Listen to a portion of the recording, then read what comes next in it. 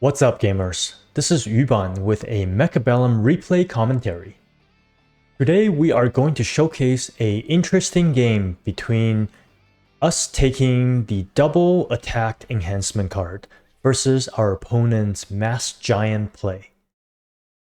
Looking at the starting packs, we decided to go for the Fire Badger spec because we get a free unit on round 3, and we also get to start with the Arclight and Sledgehammers. We decided to go for this really stable starting pack for both defensive and standard because our opponent is wOOt, a streamer who is known for his hyper-aggression playstyle, usually pushing one side of the board. By assessing the cannon placement of this game, we decided and thought opponent might likely push this right side here, which is what he's known for. So we decided to put all the units right on this side.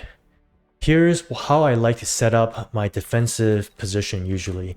We go 2 squares in front for our tank, so our sledgehammers in this case. And we go for Arclights alongside of the tower, or maybe even 2 tiles behind if we were thinking about a long range standard game. From here, we don't waste any chaff deployments on the weak side. We just want to protect this side. So we place 1 pack behind the tower and 1 pack for our deep flank and for that final layer of chaff units. Here we were a little surprised and shocked to see our opponent going for a standard formation with a really nice aggro pack in my opinion, the Mustang and Void Eye.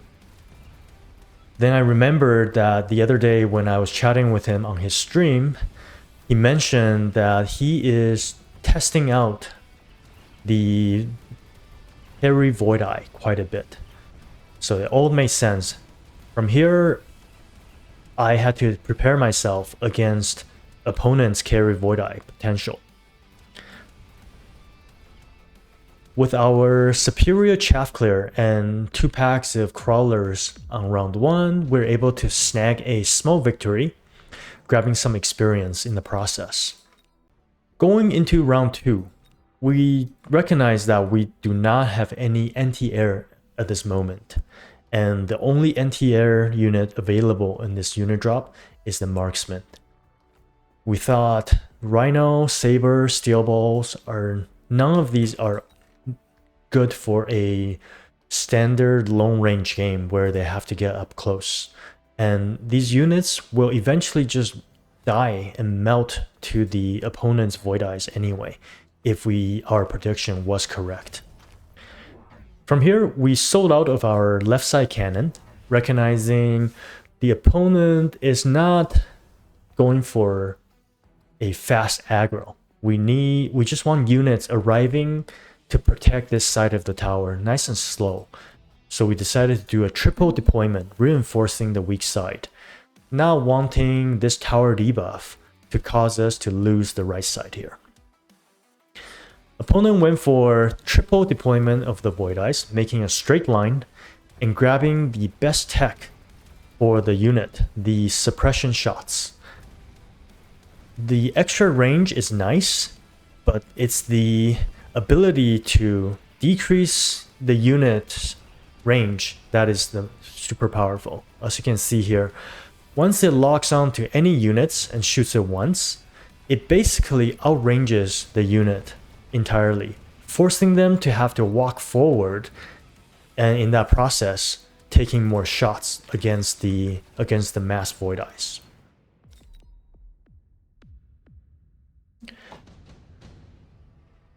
Round 3, Reinforcement. This is our Power Spike round with our Fire Badger.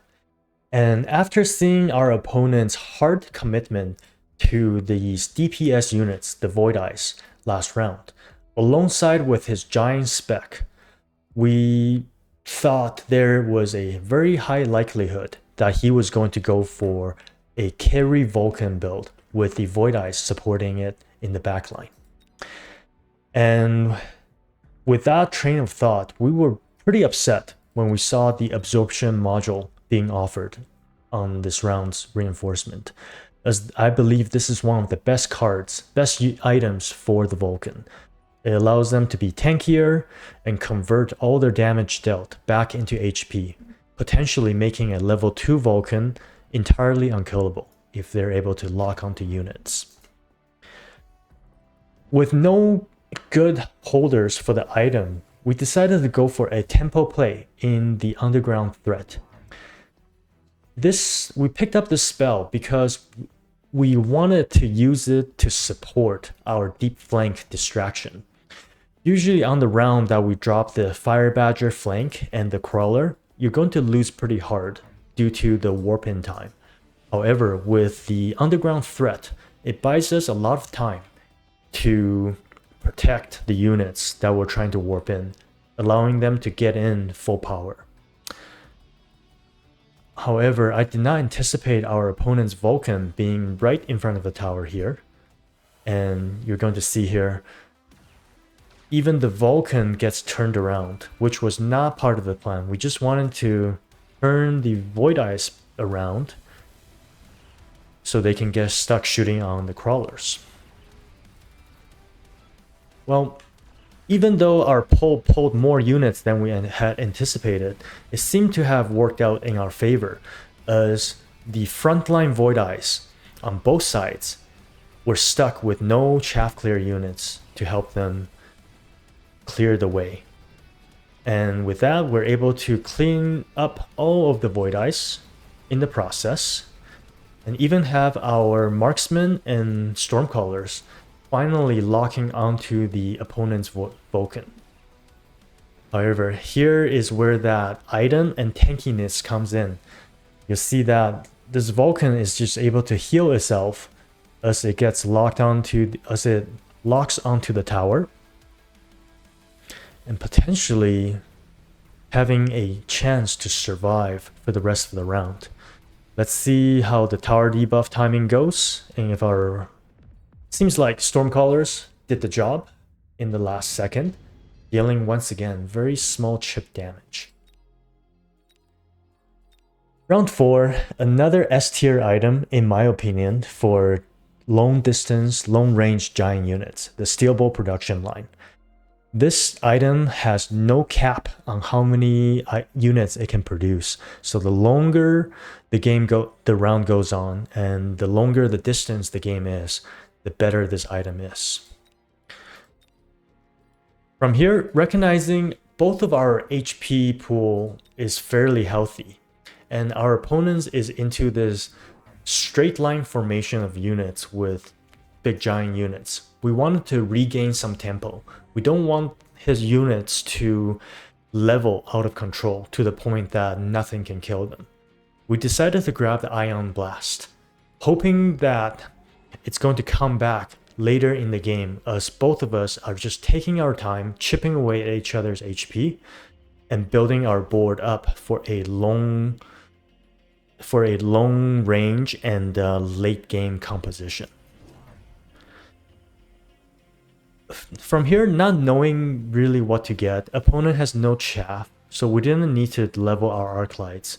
We don't want to get any more chaff units because opponent is just going to get mass Vulcans. We decided to go for 3 packs of Stormcallers, making it 5 packs in total for now, hoping that they can help us clear chaff and take down the Vulcans in the meantime.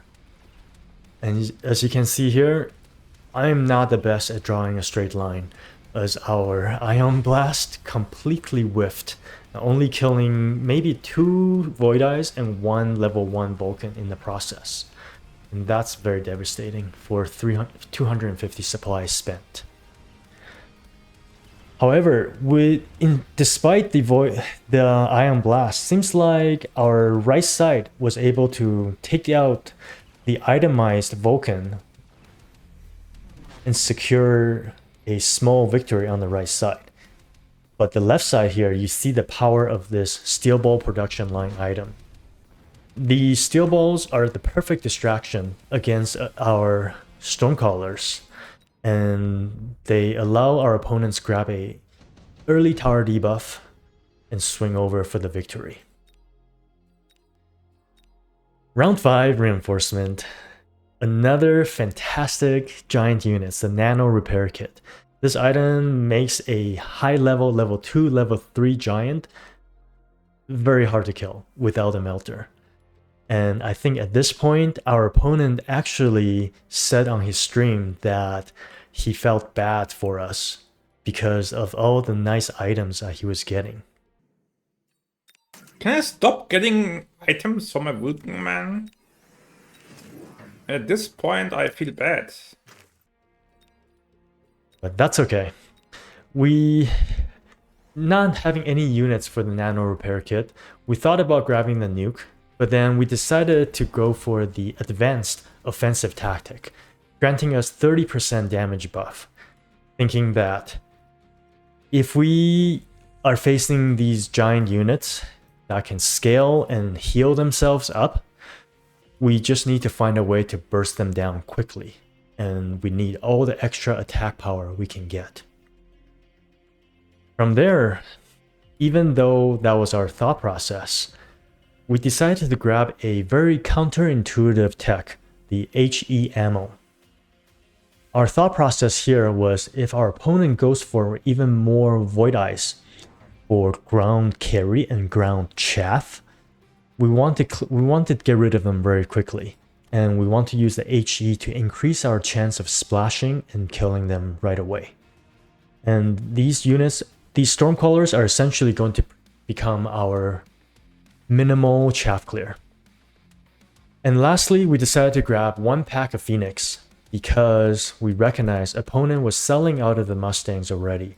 There is a chance that he sold out of this pack of Mustangs, or our HE Stormcallers could have a good shot at killing all the Mustangs alongside with this Sentry missile.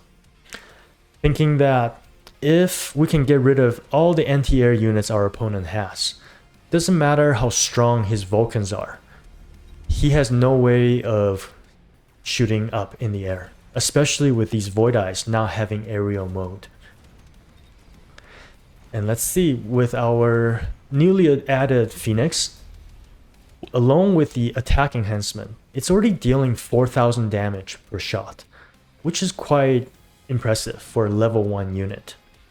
And with a nice tower debuff timing, even with the damage reduction from our Stormcallers, with enough numbers, seems like we're able to take down the energy absorption Vulcan once again, chipping away at our opponent's HP pool. Going into round 6, unit reinforcement. We immediately ruled out the units on the right side here, as they are not good for long distance battle, and especially not into carry Void Eyes, as they are just single unit perfectly targeted again for the Void Eyes. With no other choice, we decided to go for the classic standard giant, the Sandworm, thinking that if our opponent's Void Eyes don't level too much, our Sandworm could actually still tank for quite a bit of the Vulcan damage by clicking the armor enhancement. You'll notice that at level 1, these Vulcans only deal 88 damage per tick, making the Sandworms very tanky if we were to click that tech. For now, we decided to just put it in the backline for a late arriving tank to buy time for our Stormcallers and not commit to any tech. Because if our opponent went for the Ignite tech, our Sandworms would just melt right away. From here, seeing the effectiveness of our HE Stormcallers from last round, we decided to level up all of them, buffing up their attack damage even more, grabbing the level 1 attack enhancement, and then from here, with the remaining cash, we're just going to grab a few more packs of Phoenixes, trying to secure our line of thinking by winning the air battle. And from here, with 350 supply left over, we're just going to float. we wanted to see what our opponent chose to do against our air counter, and also wanted to see what kind of unit reinforcement he might have picked up. And here we can see opponent went for the wasp counter to distract our phoenixes and to also take them down. Luckily, with our units in the front tanking for a long time, seems like our phoenixes, as slow as they may be, they were able to manage to take down all 3 packs of the wasp in the process, allowing them to survive and continue to do damage uncontested against our opponent's high-level Vulcans. With that, seems like we're going to secure another round, and this time dealing 500 damage to our opponent.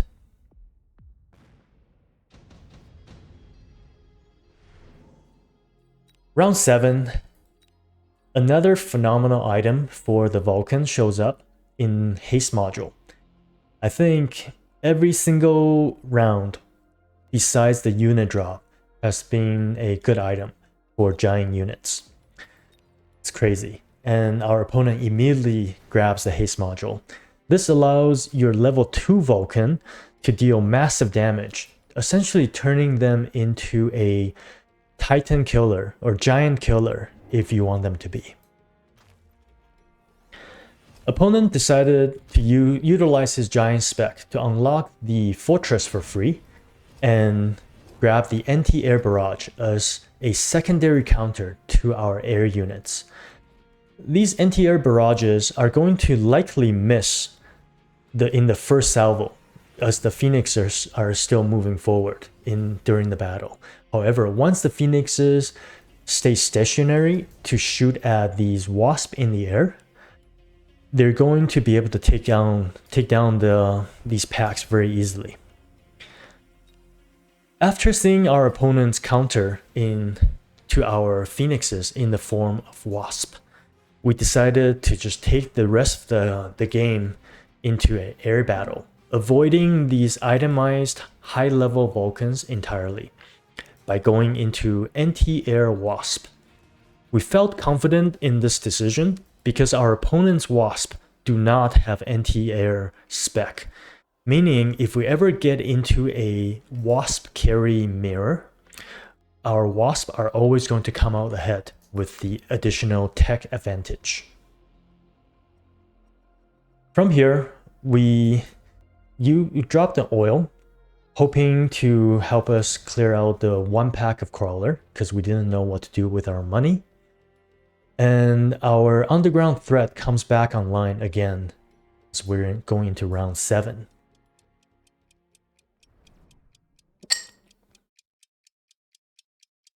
Let's see where we decide to put it. Recognizing opponent's Vulcans are all protecting the backside of the tower, we decided to just go for a sideline underground threat, hoping to take out the outside Vulcan early in the game with our sentry missile and potentially have some crawlers left behind. Let's see if that works out. Although all the crawlers are dead on the ground, it seems like our wasp transition was phenomenal in clearing our opponent's counter wasp, and they also served as a great distraction against the anti-air barrage, allowing our phoenixes to still stay in the air and deal massive damage to our opponent's giant units. And I forgot to mention in the last round that we picked up a second advanced offensive tactics. Now our level 3 phoenixes with no charge shot, with no tech, deal 15,000 damage per shot, essentially 3-shotting a level 1 Vulcan and almost 3-shotting a level 1 fortress in the process. Round 8 reinforcement. You guessed it, another S-tier item, the steel ball production for our opponent's giant units. This time he puts it on the backline fortress for good measure. These steel balls are so tanky, so good at distracting our phoenixes and marksmen. But at this point, I couldn't be mad. This is just how the game goes sometimes. And as we had hoped for, when we picked up the Ion Blast on round 4, it comes back in this long drawn out late game scenario. And this time we decided to draw a better line than before. Having it start a little bit more forward and pointing it more forward as well, in case our opponent goes for a temporary speed to try to walk out of the Ion Blast. Let's see if our line is going to help us take out some of these units here. Seeing the anti-air barrage tech from last round, there is only one possibility that our opponent could go for on this round, which is more anti-air barrage. As if he can take out all the phoenixes, he wins the game, potentially in just one round.